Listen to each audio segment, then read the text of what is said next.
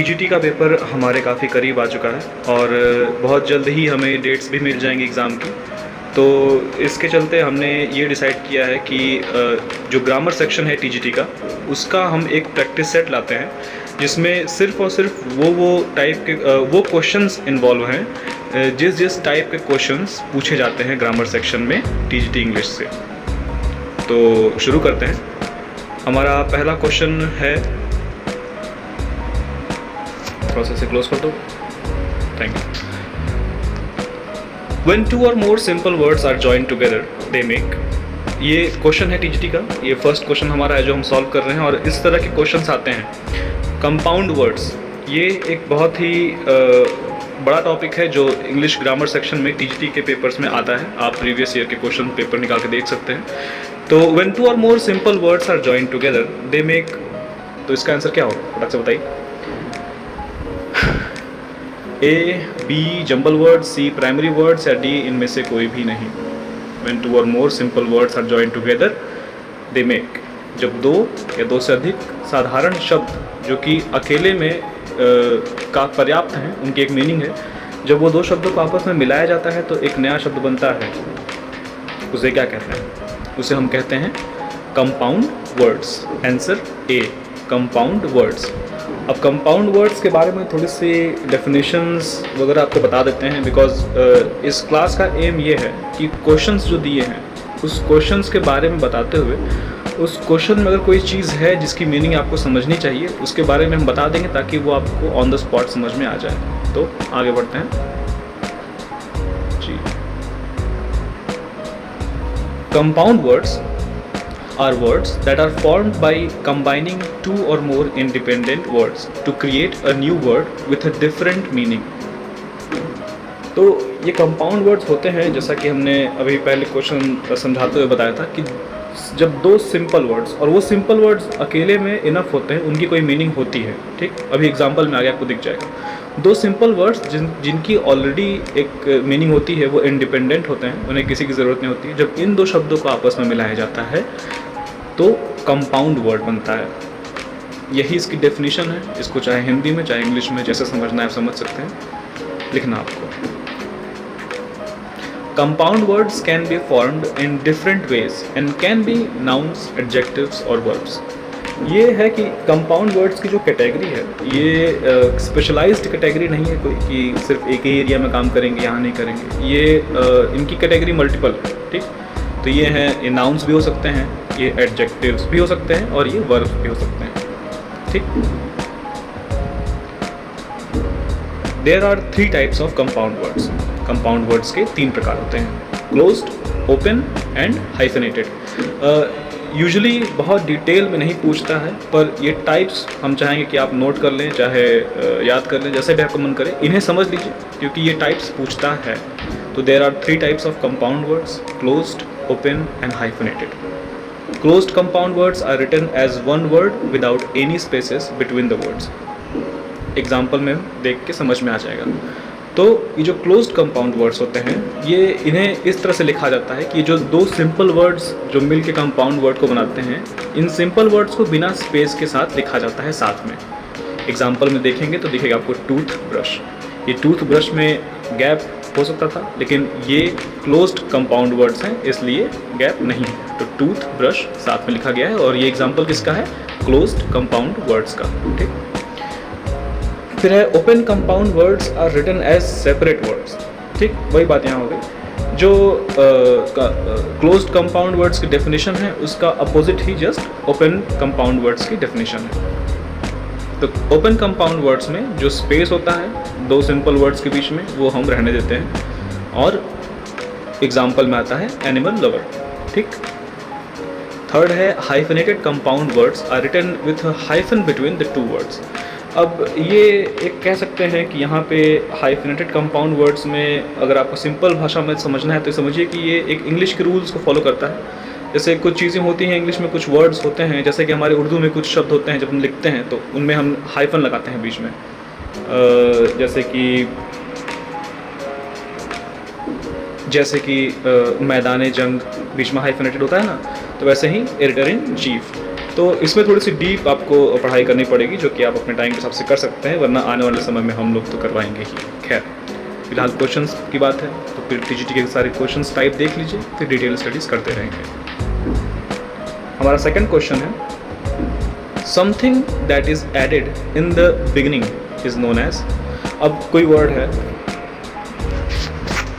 जैसे कोई भी सिंपल वर्ड है और उसके आगे अगर कोई एक और शब्द जुड़ जाता है, कोई और वर्ड जुड़ जाता है, we add something in the beginning of a word that changes its entire meaning, और it can also change its category, like it can turn a verb into a noun। तो आगे देखते हैं। something that is added in the beginning is known as prefix।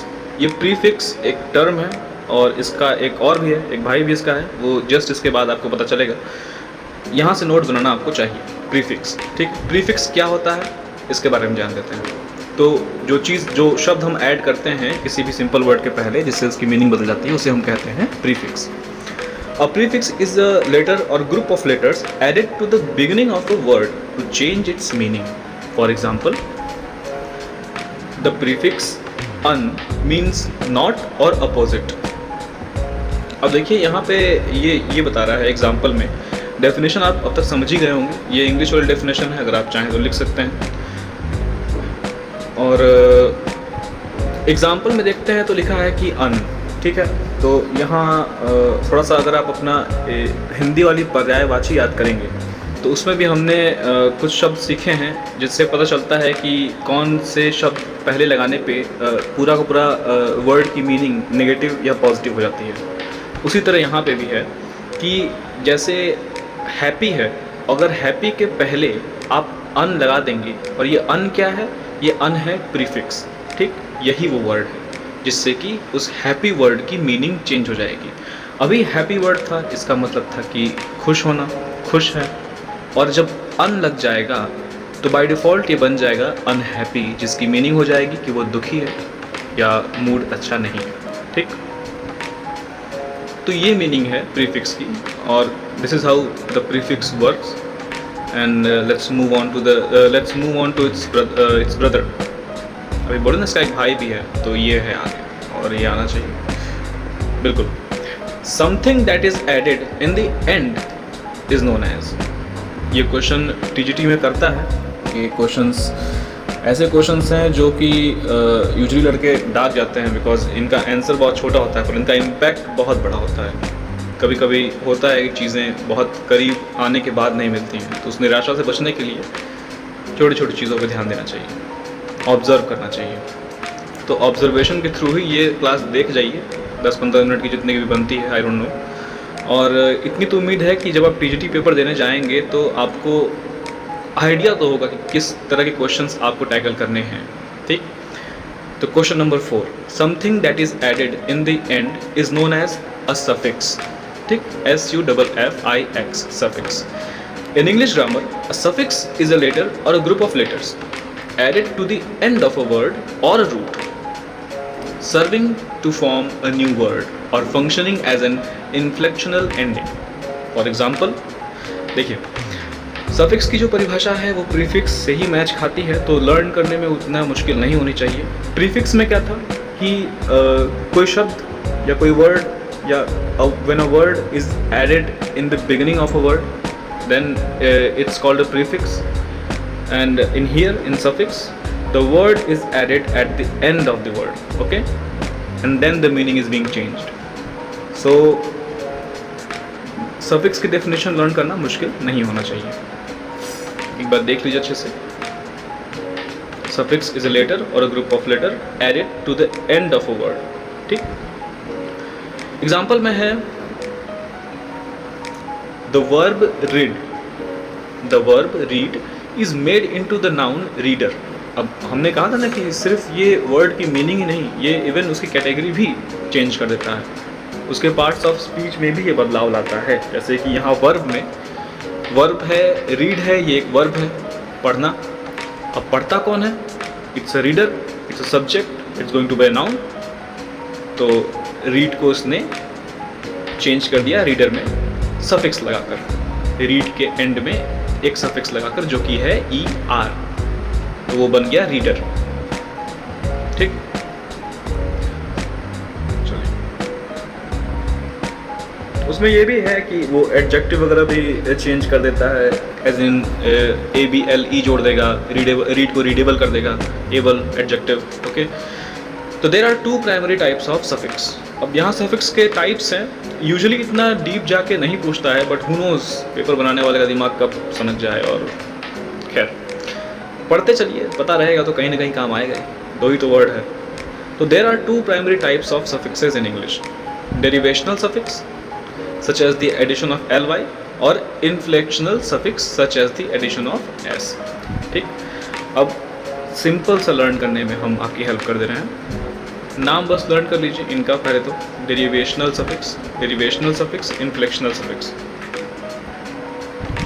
Derivational suffix में क्या है, इसमें आपको देखना है कि जो सफिक्स लगा है, जो वर्ड है, अगर क्वेश्चन सफिक्स के बारे में, क्वेश्चन ध्यान से पढ़ लीजिएगा कि क्वेश्चन में सफिक्स पूछ रहा है या प्रीफिक्स पूछ रहा है, और प्रीफिक्स है तो वर्ड पहले होगा, और सफिक्स है तो वर्ड एंड में ऐड हुआ होगा। ठीक है, ये कंफर्म करने के बाद अगर उसमें आता है और ये पूछ देता है बहुत डीप जाके कि in the following words what are the types of suffixes that has been used, ठीक, तो आपको उसके लिए यह जानकारी रख लेनी चाहिए कि डेरिवेशनल सफिक्स में वर्ड के एंड में ly जुड़ा होगा, जैसे purposefully, mentally, okay, greatly, as in ly, ये देखना कि ly लगा है कि नहीं, तो वो डेरिवेशनल सफिक्स होगा।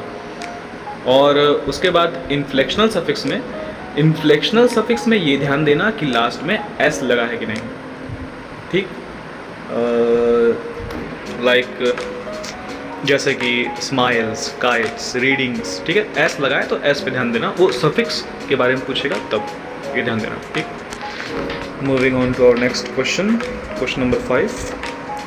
Tax payer, tea spoon, shoe maker, railway are the compound words that are formed from 2 words that are. देखो ये क्वेश्चन का टाइप है, यहाँ थोड़ा सा क्वेश्चन टाइप देखो चेंज हुआ है। एक पूछता है कि ये कौन सी चीज़ें हैं या इन वर्ड्स में क्या क्या लगा है, और एक क्वेश्चन टाइप ये होता है जहाँ वो वर्ड्स दे देता है और फिर पूछता है। बोलते हैं ना compound words, it's a pretty important topic and we will cover it in the upcoming videos. until then you can read about it from other sources if you want, okay? So taxpayer, teaspoon, shoemaker, railway are the compound words that are formed from 2 words that are, तो इनका answer है noun and noun। तो यहाँ पूछा क्या है, पूछा ये है, इस तरह के क्वेश्चन टाइप में ये पूछा है कि ये जो 2 सिंपल वर्ड्स हैं, tax payer, tea spoon, shoe maker, ये जो 2 वर्ड्स हैं, सिंपल वर्ड्स हैं, जो ये साथ में मिले हैं, ये मिलके जो कंपाउंड वर्ड्स बना रहे हैं, तो ये दोनों वर्ड्स क्या हैं, इनकी कैटेगरी क्या है पार्ट्स ऑफ स्पीच में, क्या ये वर्ब है, नाउन है, क्या ये एडजेक्टिव हैं। तो यहाँ उसका आंसर लिखा है, ये है नाउन और नाउन। टैक्स है वो भी एक नाउन है, और पेयर है इट्स अ सब्जेक्ट, वो भी एक नाउन है। ठीक, इस तरह क्वेश्चन आते हैं, तो इस तरह क्वेश्चन भी आपको टैकल करने होंगे, तो ध्यान दीजिएगा। उसी तरह नेक्स्ट क्वेश्चन है, outset is the compound noun that is formed from 2 words that are adverb and verb.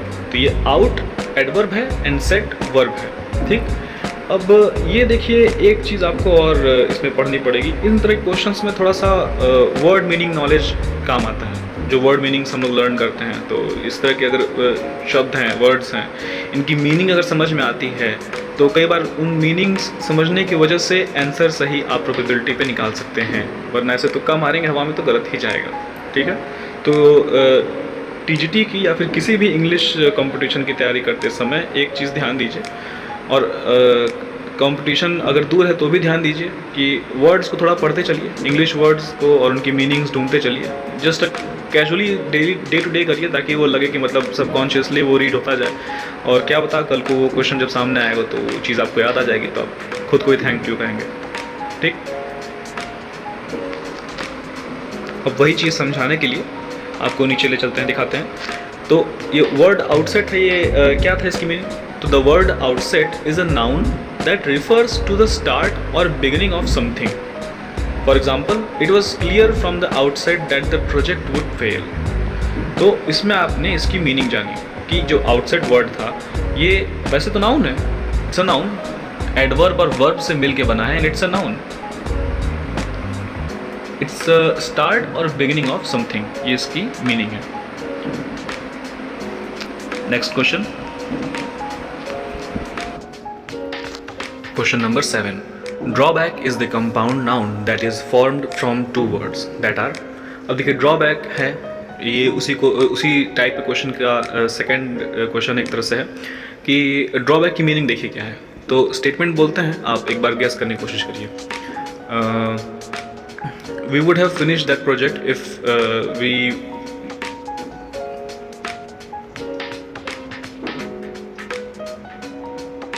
we can finish that project if we don't have any drawbacks. We can finish that project if we don't have any drawbacks.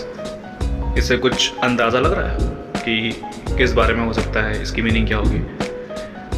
Drawback की meaning है एक तरह से liability या नुकसान होना, या एक स्टेप बैक होना, किसी चीज़ का नुकसान होना। बिजनेस में ड्रॉबैक्स होते हैं, क्रिकेट में ड्रॉबैक्स होते हैं, ये कहीं भी ये वर्ड यूज़ कर सकते हैं जहाँ पे आपको नुकसान हुआ है। आई हैड अ ड्रॉबैक, सो ये है इस वर्ड की मीनिंग, ठीक।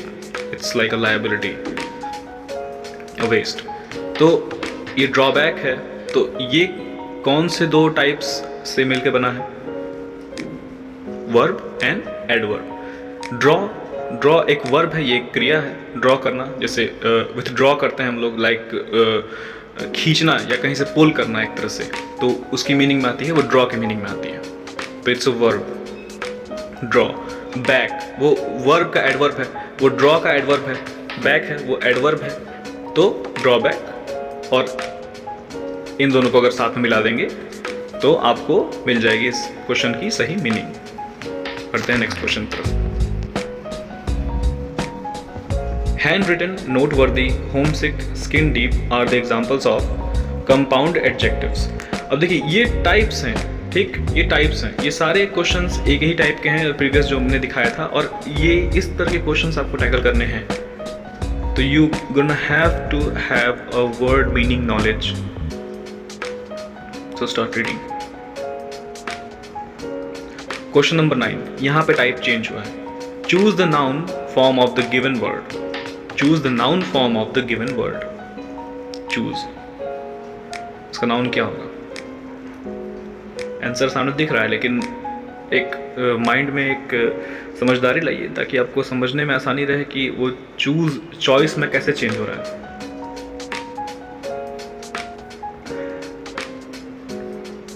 चॉइस एक व्यक्तिगत चीज़ है, अगर हिंदी में बताएं तो। चॉइस एक पर्सनल चीज़ होती है, ये एक फीलिंग से जुड़ी हुई चीज़ें हैं, और फीलिंग्स से जुड़ी हुई मैक्सिमम चीज़ें नाउन आती हैं।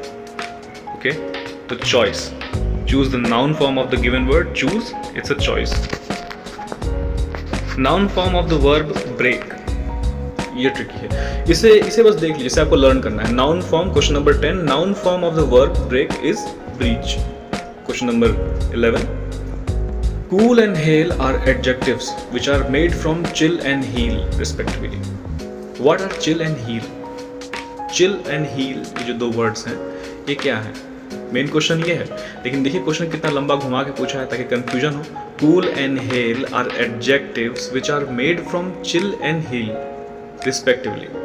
इसका कोई मीनिंग नहीं है, क्योंकि क्वेश्चन सिर्फ है what are chill and heal, verb है, heal वर्ब है, हील समझ रहे हैं, हील जैसे हील घाव भरना, हीलिंग वुंड्स, हील चीज़ों का भरना, चिल एज इन यूजुअली हम लोग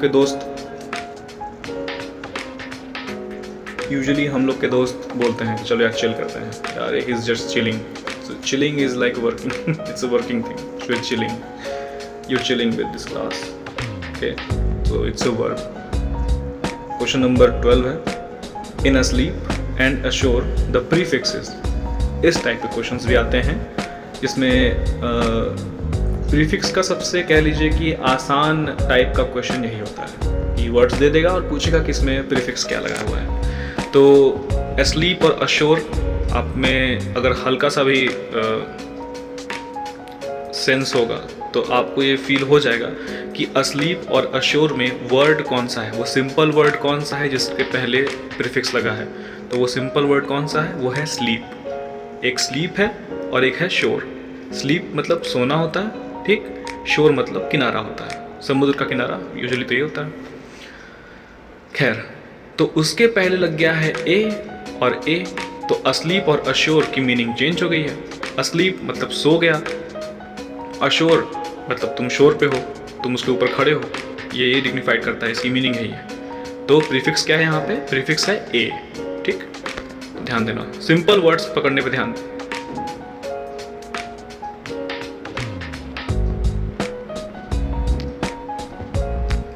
सिंपल वर्ड्स पकड़ने पे ध्यान देना। सिंपल वर्ड्स पकड़ लोगे तो प्रीफिक्स और सफिक्स निकाल लोगे आराम से।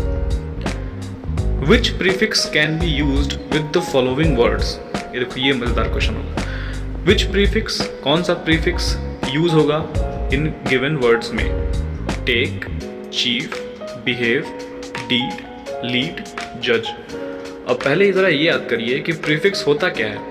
ये किसी भी सिंपल वर्ड के पहले लगेगा या फिर एंड में लगेगा। प्रीफिक्स की मीनिंग क्या थी, डेफिनेशन थी कि prefix is added in the beginning of a word, beginning of a simple word, ठीक। तो जो भी वर्ड हम लोग चूज करने वाले हैं वो इन वर्ड्स के पहले लगेंगे। तो चलिए ऑप्शंस देखते हैं। री, लू, मिस, मिस।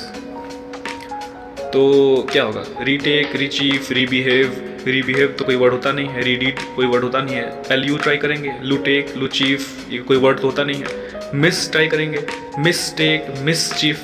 तो मिस की तो मीनिंग अलग हो जाती है ना, मिस कर दिया, ठीक, अचीव नहीं कर पाए, तो दैट्स डिफरेंट मीनिंग। ये तो वर्ड हो गया अपने में ही, तो अपने में सिंपल वर्ड पूरा कंपाउंड वर्ड तो करना नहीं हम लोग को प्रीफिक्स निकालना है, ठीक। तो नंबर 4 वो है MIS, मिस, जो कि एक प्रीफिक्स है और यही लगता है। For example, mistake, mischief, misbehave, misdeed, mislead, misjudge. ये मीनिंग अब निकल के आ रही है ना। तो इसी तरह से प्रीफिक्स से क्वेश्चन सॉल्व कर सकते हैं। Which prefix can be used with the following words? Draw and hold. तो ये दो शब्द ऐसे हैं जो कि बहुत रेयरली यूज़ होते हैं इंग्लिश लैंग्वेज में और इवन राइटिंग लैंग्वेज में भी। हम लोग बहुत ज़्यादा यूज़ नहीं करते हैं विथ ड्रॉ और विथ होल्ड का। तो इन वर्ड्स की मीनिंग या इन वर्ड्स को याद रखना एक हमेशा फ़ायदेमंद चीज़ रहती है। तो इन दोनों वर्ड्स को याद रखिएगा, इसलिए यहाँ बहुत सिंपली रखा हुआ है। प्रीफिक्स के इनके पीछे लग जाएगा विथ, ड्रॉ और होल्ड के पीछे विथ लग जाएगा, तो ये बन जाएंगे विथ ड्रॉ और विथ होल्ड। ये दोनों वर्ड्स काफ़ी ज़रूरी होते हैं और ये आते ही आते हैं, कहीं ना कहीं किसी न किसी वे में पूछे ही जाते हैं। तो इनको याद रखिएगा, with draw and with hold. Question number 15, और ये थोड़ी सी नॉलेजेबल चीज़ है। अब, ante, circum, de, extra, pen, pre, retro, semi, trans, vice are the examples of Latin prefix. ये ऐसी चीज़ है जो आपको लर्न करनी होगी। अब आप रट्टा मार के लर्न करते हैं या समझ के लर्न करते हैं, it depends on your skills.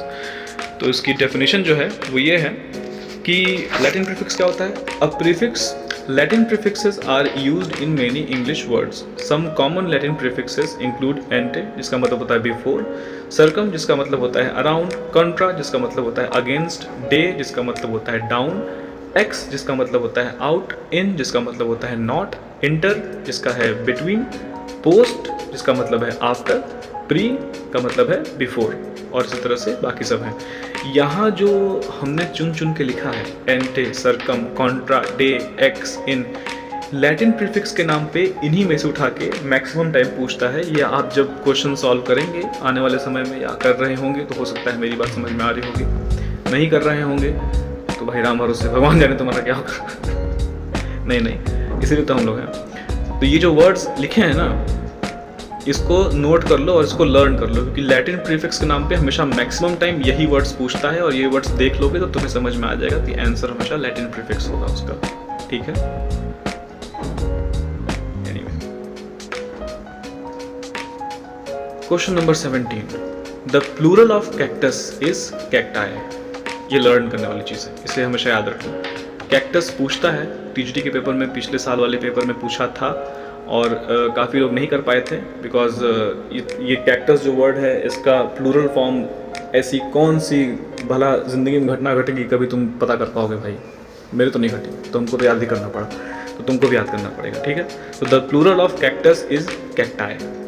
Next time जब दोस्तों सब कहीं जाना और बस कहीं कैक्टस दिखा तो ग्रुप है तो बोल देना इट्स कैक्टाई, देखना सब क्या बोलता है। चलिए सुनोगे। Question number 18, homo is the Greek prefix, homo is the Greek prefix which stands for. ये काफ़ी कंट्रोवर्शियल वर्ड है इसलिए, और ये कह सकते हैं कि टीजीटी में कभी कभी बहुत घुमा के या बहुत डीप अंदर जाके क्वेश्चन पूछ लेते हैं जिनका एक्सपेक्टेशन नहीं होती है। फॉर एग्ज़ाम्पल जब हम खुद इंट्रेंस दे रहे थे अपने ग्रेजुएशन का बीए के लिए विद्यापीठ का, तो उसमें क्वेश्चन आया था कि सिया के राम कौन से चैनल पे आता है, और मेरी बुद्धि उड़ गई थी कि भाई मतलब हम एंट्रेंस देने आए हैं, हम पढ़ने आए हैं। थैंक गॉड मेरी नानी को कि वो देखती हैं सीरियल, और उनकी वजह से मुझे पता था कि यहाँ स्टार प्लस पे आता है, और शायद उसी क्वेश्चन की वजह से मेरी एंट्रेंस निकल पाया, हु नोस, तो कहीं से भी क्वेश्चन आ सकता है। तो उसी तरह homo is the Greek prefix which stands for like, ठीक। तो when someone calls you homo next time, don't beat him up, just he is praising you. Question number 19, meta is a Greek prefix which stands for implying change. ये meta word है, ये आजकल नया चला हुआ है और ये आगे भी आपको बहुत जल्द ही सुनने को मिलेगा।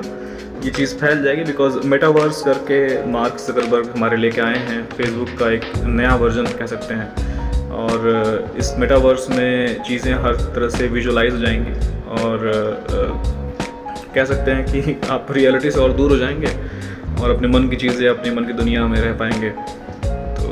I hope that's better for you. Question number 20 है, what is the prefix in the word panorama? Panorama हम सब के मोबाइल में होता है और किसी को नहीं पता होता है कि पैनोरमा की मीनिंग क्या होती है। तो हमने कहा कि चलो बता भी देते हैं और ये भी दिखा देते हैं कि किस लेवल का क्वेश्चन आता है। अब कोई ये सोचेगा कि पैनोरमा कोई पूछेगा, कभी नहीं, लेकिन हाँ टीजीटी में पूछता है। तो what is the prefix in the word panorama? Prefix पूछा है, पैनोरमा है, तो इसमें क्या होगा? इसमें आंसर दिया है पैन, ठीक है। और पैन क्यों है उसके नीचे उसकी मीनिंग दी कि पैन स्टैंड्स फॉर ऑल। और अगर आप याद करेंगे तो पैनोरमा शॉट जो आप लेते हैं अपने फ़ोन में, वो एक तरह से एक बड़े से एरिया को कैप्चर करने के लिए होता है, सराउंडिंग्स को पूरे, लगभग all the surrounding around you, ठीक। इसलिए आप वो पैनोरमा शॉट कहलाता है। आप समझे? Question number 23, a simple element which is common to words of the same origin is known as, a simple element which is common to words of the same origin is known as root। ये एक English term है, इसको learn कर लीजिए because इससे question सिर्फ इसी तरह बनते हैं टीजीटी में जिस तरह से इसमें भी क्वेश्चन दिखाया है। तो in English grammar a root is a word or a word element from which other words grow, usually through the addition of prefixes and suffixes. It is also known as a root word or base word. A root word is the basic lexical unit of a word that carries its core meaning, ठीक। तो basically अगर आपको समझना है तो ये root words जो हैं प्रीफिक्सेस और सफिक्सेस के थ्रू नए वर्ड्स क्रिएट करते हैं। उनकी एक डिफरेंट मीनिंग होती है, लेकिन जो उनकी कोर मीनिंग होती है वो भी उनके साथ रहती है। मिसबिहेव, इस मिसबिहेव में भी, गलत बर्ताव में भी वो बिहेव बर्ताव जुड़ा हुआ है, ठीक, वो रूट बन जाता है। खैर, many root words come from Latin and Greek and can not stand alone as a complete word, ठीक। जैसे कि प्रीफिक्स और सफिक्स जो ये लगते हैं एंड में ER या S या LY, ये कभी कोई वर्ड अपने में नहीं बन सकते हैं, ये कंपाउंड वर्ड्स नहीं बना सकते हैं क्योंकि ये वर्ड्स हैं ही नहीं, इनकी कोई मीनिंग नहीं है, ठीक। Understanding the meanings of common roots can help in working out the meanings of new words. Once prefixes and suffixes are removed, the root is usually what remains. तो ये पर्टिकुलर जो स्टेटमेंट है हम चाहेंगे आप खुद से समझें। नहीं समझ रहे हैं, बताना पड़ेगा, नहीं बताएंगे, पक्का कहने कि आप समझ में आ गया होगा। Question number 24, These apples are fresh। ये यहाँ पे क्वेश्चन टाइप चेंज हुआ है हम लोग का। These apples are fresh, the word these is अब ये पूछेगा कि ये particular cheese parts of speech का कौन सा हिस्सा है या कौन सा एलिमेंट शो कर रहा है, ठीक। ये इस तरह के क्वेश्चन आते हैं। तो दीज एप्पल्स को क्या शो कर रहा है, ये एप्पल्स को डेमोन्स्ट्रेट कर रहा है। जैसे कि हम तुम्हें डिनोट कर रहे हैं, तो वैसे ही ये दीज है वो एप्पल्स को डिनोट कर रहा है, उसकी तरफ उंगली दिखा रहा है कि ये दीज एप्पल्स, ये जो सेव्स हैं वो फ्रेश है, ठीक। तो ये होगा डेमोन्स्ट्रेटिव एडजेक्टिव, उसके बारे में बताता हुआ।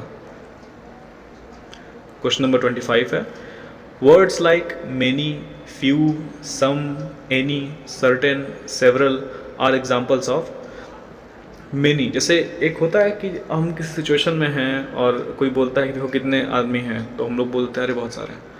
तो ये होता है कि मतलब एक सामने वाले को अंदाज़ा भी लग जाता है, आपका आंसर भी निकल जाता है, आपको काउंट भी नहीं करना पड़ा, तो वो एक इनडेफिनिट हो गया ना। वो तो मतलब भाई कुछ कितने भी हो सकते हैं, मेनी हो गया, मेनी, फ्यू अरे थोड़े से हैं, सम अरे थोड़ा सा कुछ, एनी अरे कोई भी, सर्टेन अचानक से। मतलब तुम्हारे दिमाग में जब किसी चीज़ की संख्या या किसी पर्सन या किसी जगह की संख्या के बारे में जानकारी ना हो, और उस समय जो वर्ड्स हम यूज़ करते हैं मेनी, फ्यू, सम, एनी, इस तरह के, वो हमारे इंडेफिनिट न्यूमरल एडजेक्टिव में आते हैं।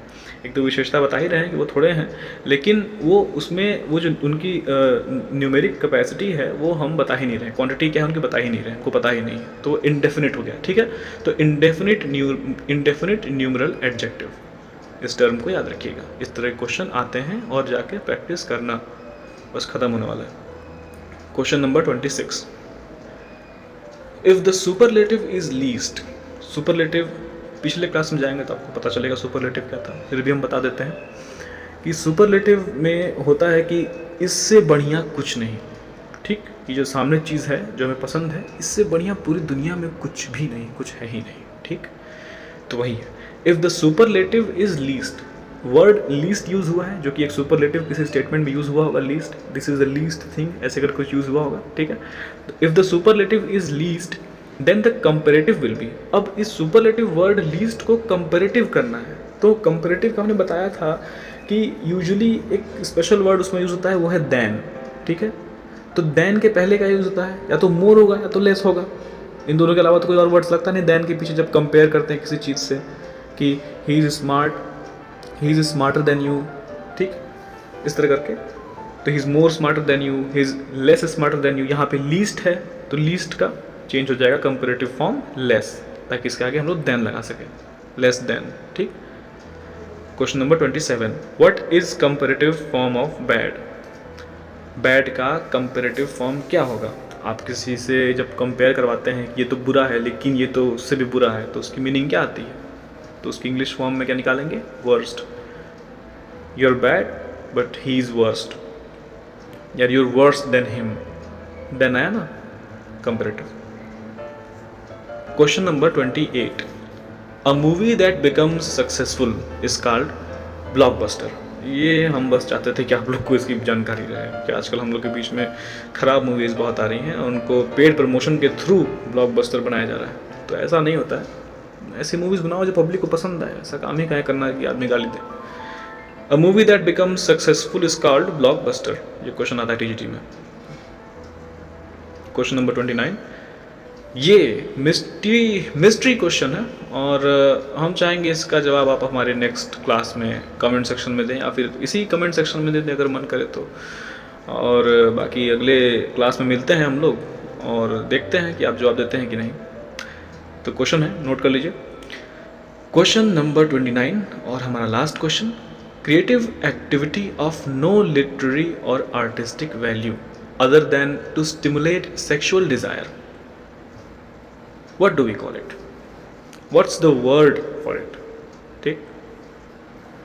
ये आप सभी जानते हैं, I'm pretty sure आप सभी करते हैं, तो I'm pretty sure आप सभी के पास आंसर होगा।